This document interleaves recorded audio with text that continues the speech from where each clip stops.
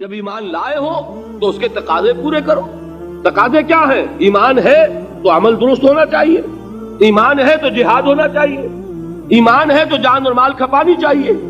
تو جو ایمان دوسرے لوگ جس طرح لائے ہیں، حمزہ بھی تو ایمان لائے ہیں، آخر ان کا راستہ تمہیں نظر نہیں آ رہا؟ ابو بکر ایمان لائے ہیں، ان کی طرح ایمان لاؤ. تو انہوں نے کیا کہا؟ انؤمن کما آمن السفہاء، کیا ہم اس طرح ایمان لائیں جیسے یہ بے وقوف لائے؟ سفیہ کا لفظ تو سبھی جانتے ہیں، یہ سفہاء کسے کہہ رہے ہیں؟ آپ نے پڑھا تو بہت مرتبہ ہوگا ان آیات کو، کبھی سوچا کس کو کہہ رہے ہیں؟ وہ ابو بکر کو کہہ رہے ہیں، وہ حمزہ کو کہہ رہے ہیں، وہ عمر کو کہہ رہے ہیں. ان کی تو مت ماری گئی، غر ہؤلاء دینہم، انہیں تو کوئی ہوش ہی نہیں. 2 مرتبہ حضرت ابو بکر نے وہ کام کیا ہے کہ ہر ورلڈلی وائز انسان یہ کہے گا کہ حماقت کی ہے جس کے سامنے دنیا ہے. جب ہجرت کے لیے حضور تشریف لے جا رہے تھے، 40,000 درہم کا سرمایہ تھا، جبکہ حضرت ابو بکر ایمان لائے. مکے کے چوٹی کے تاجروں میں سے تھے، جو ملک تجار کہلاتے. لیکن اب وہ روپیہ کہاں خرچ ہوا؟ بلال کو خریدا، روپیہ دے کے خریدا یا ویسے خرید لیا؟ آزاد کر دیا. ابو فقی کو خریدا، آزاد کر دیا. 6 ہیں غلام اور کنیزیں محمد رسول اللہ پر ایمان لانے والے، جن کو ابو بکر نے اپنے پیسے سے خریدا اور آزاد کیا. یہ روپیہ تو پگھل رہا ہے نا. جو تھوڑی بہت پونجی رہ گئی ہے، تو جب حضرت حضور ہجرت کے لیے تشریف لے جا رہے، وہ ساری پونجی اپنے ساتھ لے گئے، گھر والوں کو چھوڑ کر گئے. بوڑھا باپ اندھا ابو قحافہ، بعد میں وہ بھی ایمان لے آئے. اور یہ ابو بکر ہیں کہ جن کی 3 نسلیں ایک وقت میں موجود تھیں مسلمانوں کی. ابو قحافہ مومن، ابو بکر مومن، اور ابو بکر کی اولاد مومن، عائشہ، اسماء اور ابو بکر اور عبد الرحمن ابن ابی بکر. یہ کون ہے؟ تو 3 نسلیں جس کی بیک وقت رہی ہیں ایمان میں، وہ شاذ لوگ ہیں، ان میں ابو بکر. لیکن یہ کہ اس وقت تک ابو قحافہ ایمان نہیں لائے تھے، والد نابینا تھے. تو والد ہے، بیٹیاں ہیں، حضرت عائشہ، حضرت اسماء، حضرت رضی اللہ تعالیٰ عنہما، بیوی ہے. کچھ نہیں چھوڑ کے گئے، ایک پیسہ. جب باپ کو معلوم ہوا بیٹا چلا گیا محمد کے ساتھ صلی اللہ علیہ وسلم، سخت غصے میں ہے، پیچ و تاب میں ہے. اب ہمارا کون والی وارث ہوگا؟ کون ہے ہماری خبرگیری کرنے والا؟ بیٹیوں سے پوتیوں سے اپنے پوچھتے کچھ چھوڑ کے بھی گیا کہ نہیں؟ ان کا ہاں ابا جان. کیا کیا انہوں نے؟ کبھی پڑھے ہیں واقعات؟ کچھ کنکر روڑے لیے، ایک کپڑے میں پوٹلی بنائی اور اندھے دادا کا ہاتھ اوپر گروایا. دیکھیے دادا جان، یہ چھوڑ گئے ہیں، یہ مال ہے، یہ سونے اور چاندی کے سکے ہیں، ابا جان ہمیں ایسے نہیں چھوڑ کر گئے. واقعہ کیا ہے کہ ایک پیسہ نہیں چھوڑا ابو بکر نے گھر والوں کے لیے. سب کچھ لے گئے کہ کیا پتا محمد کے ساتھ جا رہا ہوں، کس وقت کیا ضرورت پیش آ جائے صلی اللہ علیہ وسلم. تو یہ کوئی عقل مندی کی بات ہے؟ اپنے غریبانوں میں جھانکی، آپ یہ عقل مندی کریں گے؟ کہیں چاہے نہ، یہ بات دوسری ہے. لیکن یہ کہ اس کو کون ہم میں سے عقل مندی کہے گا؟ اسی طریقے سے جب غزوہ تبوک کا وقت آیا ہے، وہ واقعہ تو بہت مشہور ہے. حضرت عمر فرماتے ہیں کہ اس زمانے میں میرے پاس اتفاقاً پیسہ بہت تھا.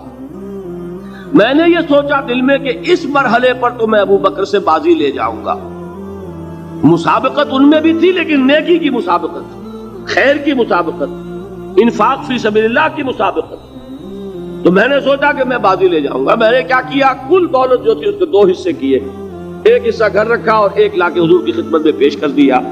حضور نے پوچھا کہ عمر گھر والوں کے لیے کچھ چھوڑا؟ کہ جی ہاں، نصف کیا میں نے، نصف اللہ کی راہ میں حاضر ہے، نصف چھوڑایا.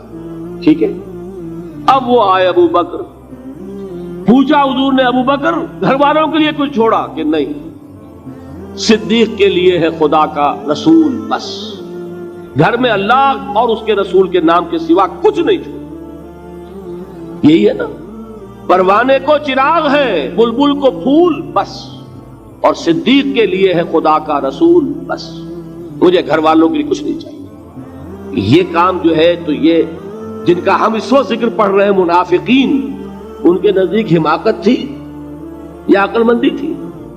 یہ سمجھداری تھی یا بے وقوفی تھی؟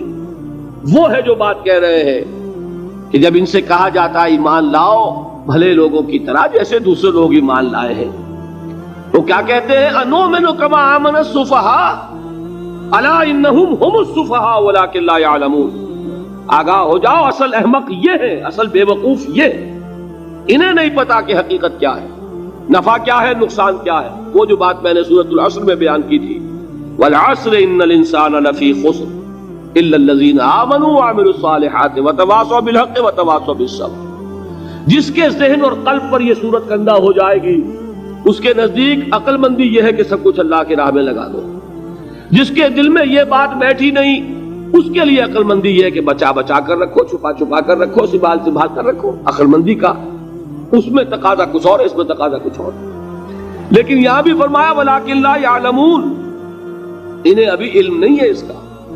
اس سے پہلی آیت میں بھی فرمایا وَلَٰكِن لَا يَشْعُرُونَ، انہیں شعور نہیں ہے. دیکھیے میں آپ کو بتا رہا تھا یہ وہ غیر شعوری نفاق ہے، یہ بڑھتا چلا جا رہا ہے. پہلے جھوٹا بہانہ تھا، پھر جھوٹی قسمیں ہوئیں، پھر دشمنی ہو گئی صادق الایمان جو جان اور مال لگا رہے ہیں، نچھاور کر رہے ہیں پروانہ وار، اللہ پر، اللہ کے دین کے اوپر نثار کر رہے ہیں اپنے آپ کو. ان سے عداوت، ان سے دشمنی، ان کا بغض، یہ تھرڈ سٹیج تک پہنچ گئے.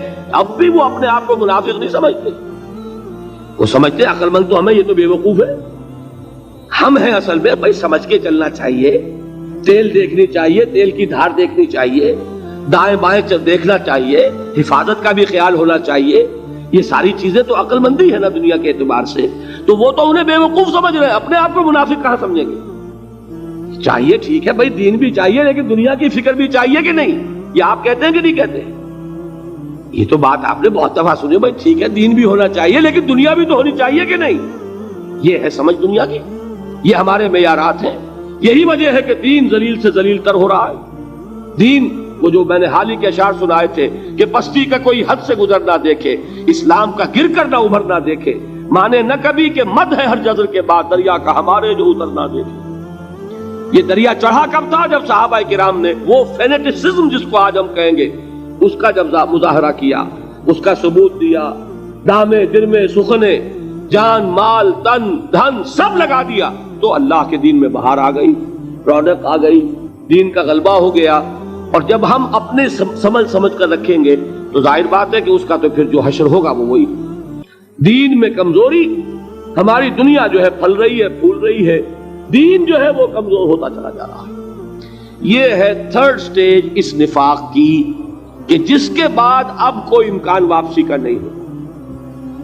یہ غیر شعوری نفاق جان لیجئے کہ یہ نہیں ہے کہ ماضی ہی ماضی میں تھا، اب اس کا کوئی امکان نہیں. یہ نہ سمجھیے اب بھی یہ نفاق جو ہے، یہ میں بتا دوں آپ کو، ایک عام آدمی ہے، دین کا تقاضا ہی سامنے نہیں ہے، اسے پتہ ہی اتنا ہے کہ اللہ کے دین کا تقاضا نماز روزہ، وہ نماز روزہ کر رہا ہے، اس پر نفاق کا حملہ نہیں ہوگا. اس کو آپ کہہ دیں کہ اس کی سمجھ کم ہے، اس کا شعور کم ہے، اسے پتہ نہیں ہے، دین کے تقاضوں سے واقف نہیں ہے، وہ بچا ہوا ہے، وہ محفوظ ہے. وہ جو میں نے آپ سے کہا تھا پرسوں، اور ایک صاحب نے جواب دیا مجھے بعد میں کہ آج آپ نے جو بات کہی ہے تو کل لوگ کم آئیں گے. آپ نے ڈرا دیا کہ یہ جو تقاضے دین کے سامنے آ رہے ہیں تو اس سے ذمہ داری بڑھ رہی ہے. اب جس نے سمجھ لیا ہے پھر پیچھے رہے، وہ نفاق کے خطرے میں ہے. جسے سمجھ ہی نہیں ہے وہ پھر بھی کوئی نہ کوئی عذر پیش کر سکے گا کہ اللہ ان مولویوں سے پوچھ جنہوں نے ہمیں بتایا نہیں، انہوں نے تو دین کے تقاضے ہمیں یہ بتائے نہیں، انہوں نے تو ہمیں نور اور بشر میں چکر دے کے لڑائے رکھا، ان سے پوچھ. اصل سے مجرم جو ہے وہ یہ ہے، وہ واقعہ یہ ہے کہ کسی درجے میں بچیں گے کہ دین چاہتا کیا ہے، دین کے تقاضے کیا ہیں، توحید کی حقیقت کیا ہے، شرک کی حقیقت کیا ہے. اس کی طرف اگر توجہ ہی نہیں دلائی جا رہی اور اس غریب کو پتہ ہی نہیں، اسے پتہ ہی صرف یہ ہے کہ کھڑے ہو کر سلام پڑھنے میں اتنا فائدہ ہوتا ہے، وہ پڑھ رہا ہے بیچارہ.